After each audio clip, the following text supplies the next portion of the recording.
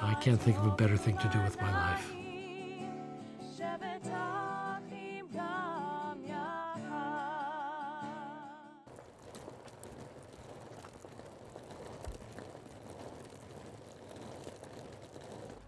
It's a very important question for a person to ask themselves. What is the purpose of their life?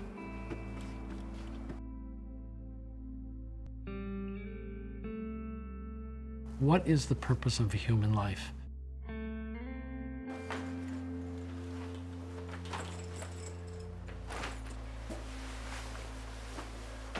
The purpose of a human life is to purify and elevate the soul. And that's it. It doesn't happen through some kind of magic car wash of the soul where suddenly you're like purified. It has to do with how you stand in line at the supermarket, how you drive, how you speak, how you answer the telephone. I really undertook a search in the Jewish world for my own personal sake. Things have been going on in my life, and I felt I needed more guidance for living from the inside. And I am Jewish, and I felt Jewish, although I hadn't had very much of a Jewish upbringing or education. After quite a bit of reading, I stumbled on the practice of Mussar.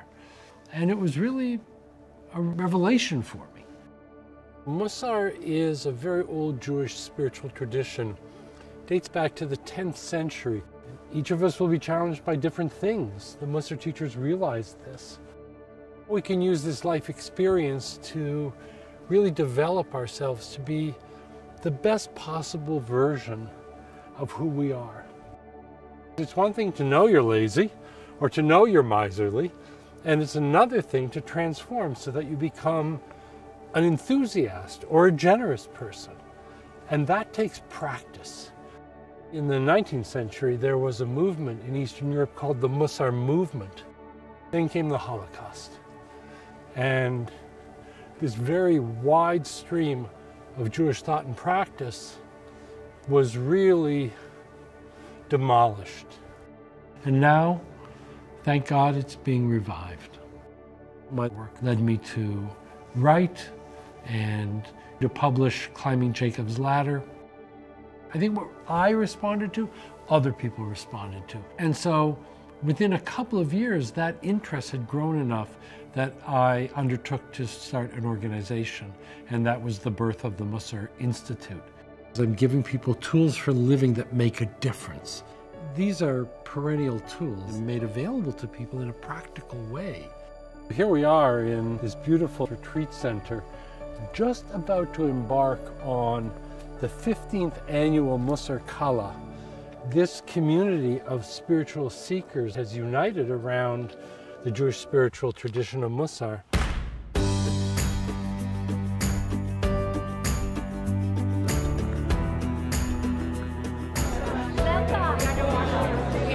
I've been to every Kala. Easiest way to think of a Kala is a conference. The first thing that happens when I show up, of course, is I see people who I haven't seen in a while.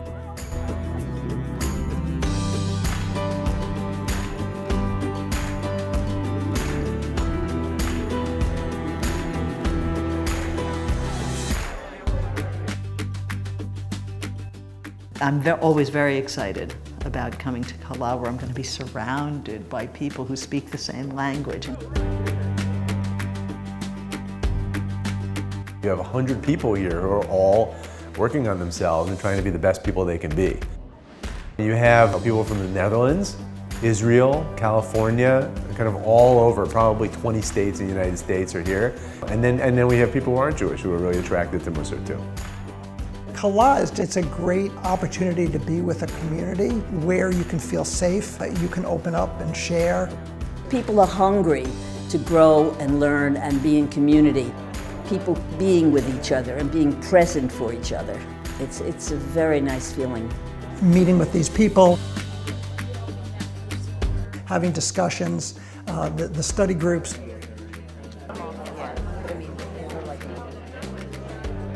The lectures, hearing Alan talk. In this very fundamental Musar text, trust comes in under the subject of joy. Trust and joy are very related to each other. It just, helps send you forward at just a different speed. Someone will say to me, I'm not the same person as I used to be. So much so that I don't even get surprised by it anymore. Everybody stumbles across Musar. I had never heard of Musar. I thought, wow, this is great. There were also lots of personal things going on in my life between me and my wife. All this kind of came at a time when I was seeking something, though I didn't know what I was seeking. I do feel differently. I have found that I use Musar on a regular basis doing mediation. And of course, mediation usually involves high conflict situations. I was doing a divorce mediation. She says, he didn't even tell me he was grateful for my getting an apartment for him. And I said to the husband, well, can you say to her that you were grateful? And he very sincerely said, well, I am very grateful that you did that. I really do appreciate it. And it's true, I never thanked you for it, but I do. And the tension level in the room just decreased about 90%. Every time I leave every Kala, I leave thinking, oh, I'm so glad I came. And I don't think there are many other, if any other events where you have Jews of every denomination come together and engage in Jewish practice and study and discussion. And that is a real credit to Alan, that Alan has been able to draw all these people in. My life has been lots of ups and lots of downs, but I never felt that blessing of what I did have. I know I learned that through Musar. I broke my neck in 4 places and was in the hospital. I was in very bad shape. I couldn't move or anything. I was an angry woman. I was angry about a lot of things. I learned, and it really has helped me a great deal, is it's okay to be angry, but what do you do with it?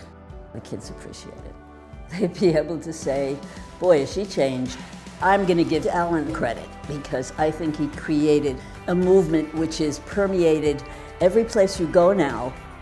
It's interesting because one of the first things that comes to mind when I think of Alan is humility. I think he recognizes inside that, as someone who's a Rhodes Scholar and who's done the things he's done, he's created this incredible community, this Musar at TMI, with the help of many other souls, no question.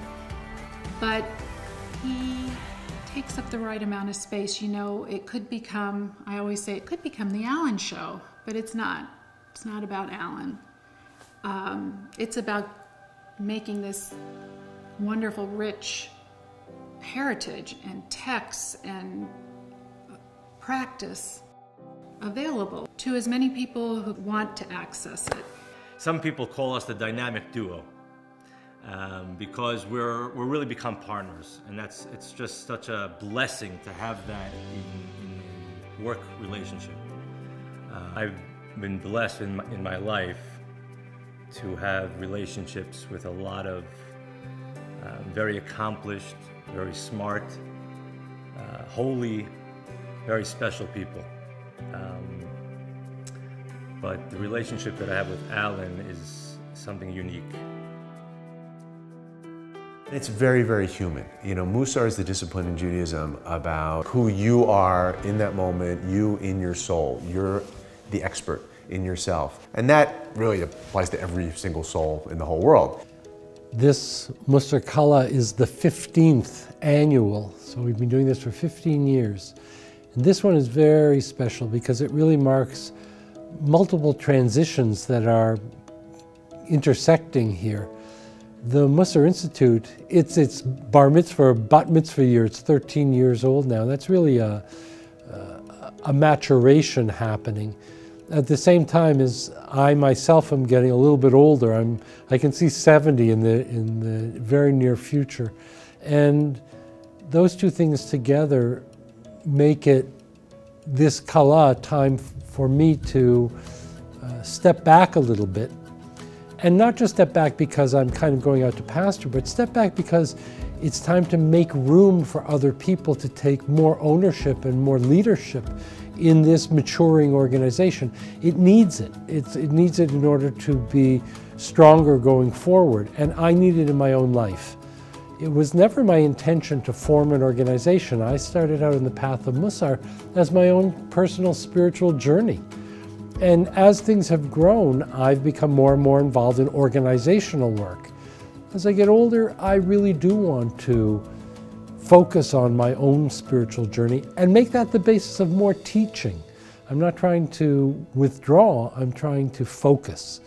And as I focus on study and practice and teaching, that opens up space for other people to become leaders in the world of the Mussar Institute. And that is the transition that is being marked and actually enacted at this particular Mussar Kala. And I'm very excited about that. We gather and we create community.